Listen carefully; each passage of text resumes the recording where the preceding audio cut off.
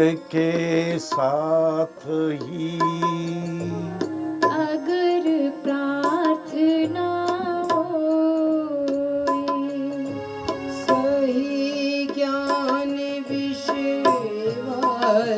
का उसमें अंकुर होए, नारायण उसमें अंकुर हो। अंतर का रस न सूख जाए, भगवान की प्रार्थना। आइए 2 पंक्ति प्रार्थना की आप लिख लो। हे समर्थ हे करुणा सागर, विनती स्वीकार करो, भूल दिखा कर उसे मिटा कर अपना प्रेम प्रदान करो। त्रिपदी प्रार्थना। हे प्रभु, हमारी भूल हमें विदित हो जाए, ऐसा ज्ञान हमें दो। और की हुई भूल न दुराने से मिट जाती है बाबू, न दुराने मिट जाती है।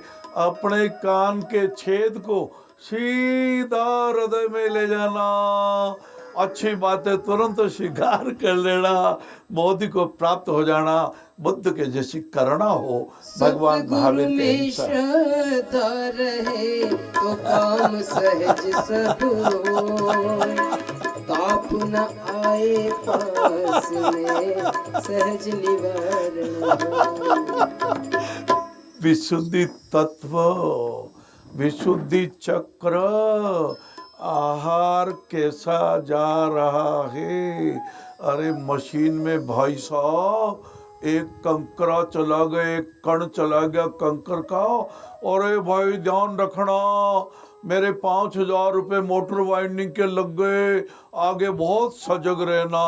और इस कंठ में, इस 3.5 हाथ की काया में, इस 75,000 करोड़ खरब कोशिकाओं के शरीर में आहार शुद्धि नहीं रखेंगे तो कैसे काम बढ़ेगा बाबू जी। देखो, आपने आज सत्संग की शुरुआत में कहा कि अगर प्रार्थना हो जाए, प्रार्थना तो होनी चाहिए।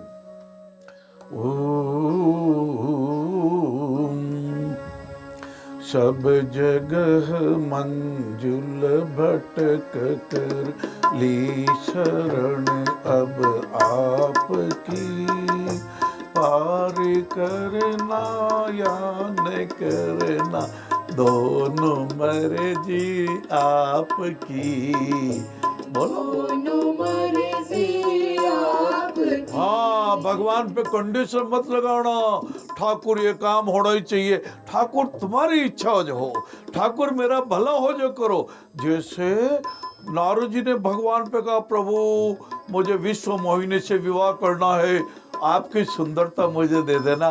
प्रभु ने कहा, नारद मैं वही करूंगा जिसमें तुम्हारा हित होगा। नारद जी का हित था, अरे ब्रह्मा जी के मानस पुत्र है, उनको क्या गृहस्थी बसानी थी, वो तो लोक मंगल के कल्याण के लिए करते हैं। इसलिए विष्णु भगवान ने वानर जैसा मोह कर दिया। विश्व मोहिनी ने गले में माला विष्णु भगवान के डाल दी। और जब नारद जी ने बहुत क्रोध किया, अपने शंकर के गणों को कहा कि तुम तो वानर बन जाओ, भगवान को कहा आप अपनी पत्नी के वीर में तड़फेंगे। ये सारी कथाएं हमें बहुत ज्ञान देती है कि ठाकुर जी पे छोड़ दो। कहते अपनी मन की होवे तो अच्छा है, और अपने मन की न होवे तो बहुत अच्छा है, क्योंकि वो भी ठाकुर जी के मन की होती है। खूब तालियां बजाओ, खूब आनंद करो, खूब मंगल करो, बार बार अपने भगवान की कृपा की अनुभूति करो।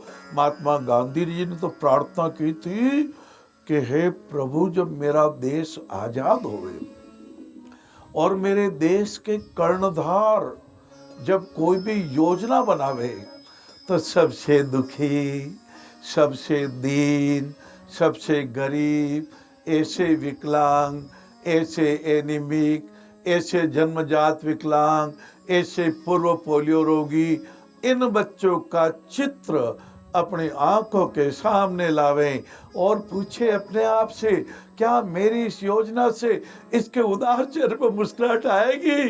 क्या इसका 6% होमोग्लोबिन 12% 15% बनेगा?